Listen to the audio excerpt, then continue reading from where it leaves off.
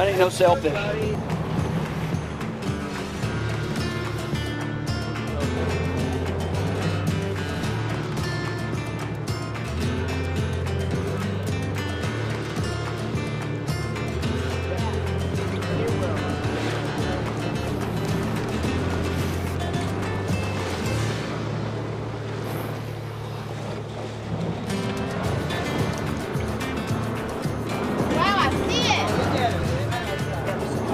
This is a legit one, guys.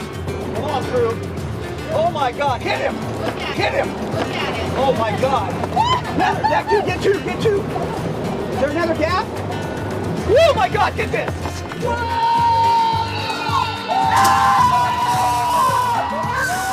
I gotta land the drone. If that ain't stoked on fishing, I don't know what is.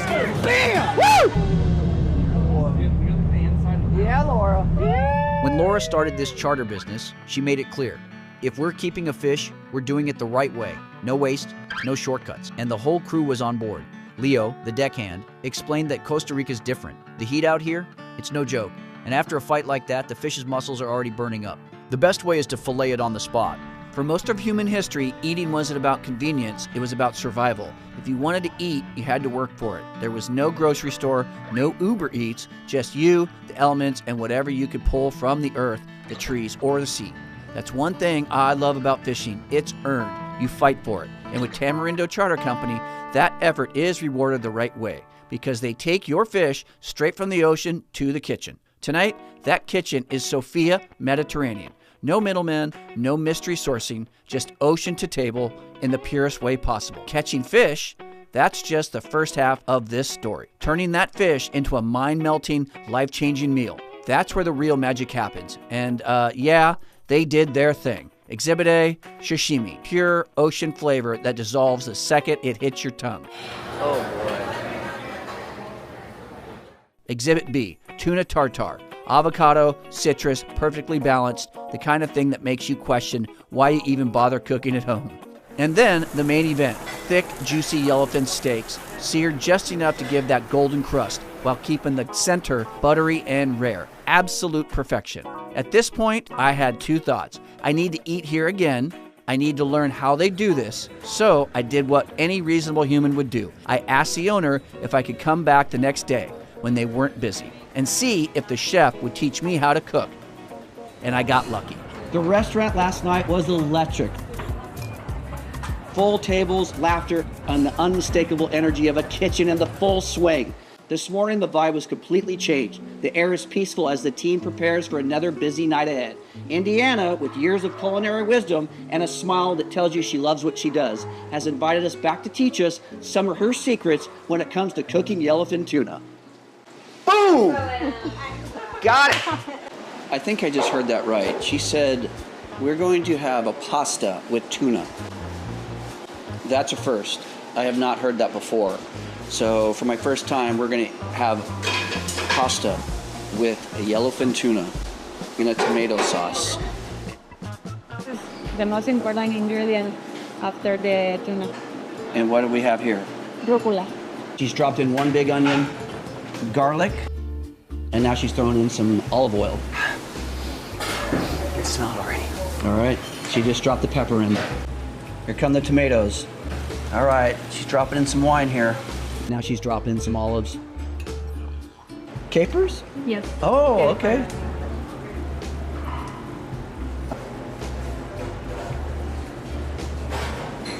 So she just dropped in 2 different types of seafood broth. It looks like she's cubing it up, so she likes nice, chunky portions. Garlic, there. And that yellowfin tuna looks, it's basically as fresh as it gets. A little salt and pepper, oregano. Oh, wow. Oh, wow. Wow. If this doesn't make you hungry, I don't know what will.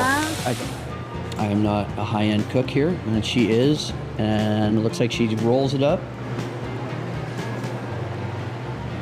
This is all about the presentation. Yeah, not only does it look amazing, but it smells fantastic.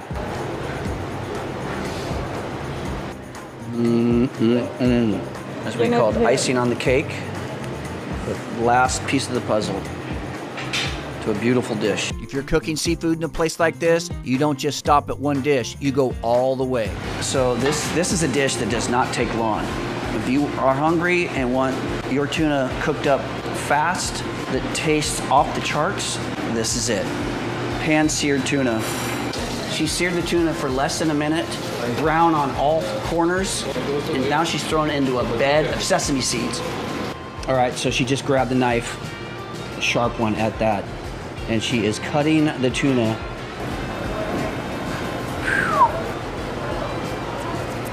Hot in the kitchen, but it smells unbelievable. Tomatoes, red onions, zucchini, eggplant, and now she's dropping prawns. Straight off the grill, shells on, packed with deep, sweet ocean flavor. Oh, she's stacking them up here.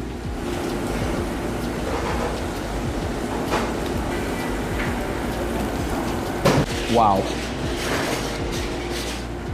And that might be the final touch. I think we finally reached the end of her cooking. 3 different dishes, a pasta, a seared tuna, and prawns with vegetables. 3 amazing dishes here. There's only one thing left to do.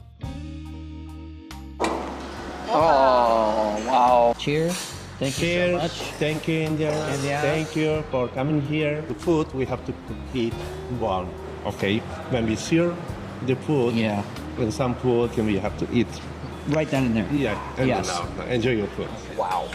I just had my first bite of the tuna pasta. Again, when you mentioned pasta, I was like, yellowfin tuna and pasta? I don't know.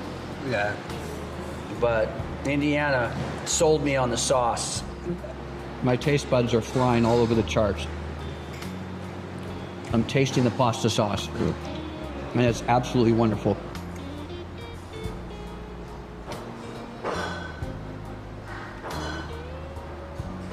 The tuna's on point. It's not overcooked. A little brown on the outside, but perfect and soft on the inside. Indiana absolutely nailed it with the tuna, and I eat tuna all the time. Talking with Hassan, who is one of the owners, and Indiana, they gave me a real glimpse into Mediterranean culture. That's what this place is really about. More than just food, Indiana told me they laugh, dance, and sing in the kitchen. The team's so in sync, it feels like they're reading each other's minds. She says the most rewarding part is watching someone take that first bite and sharing a glass of wine with them afterward. Kind of like seeing someone catch their first fish. It's a moment that sticks.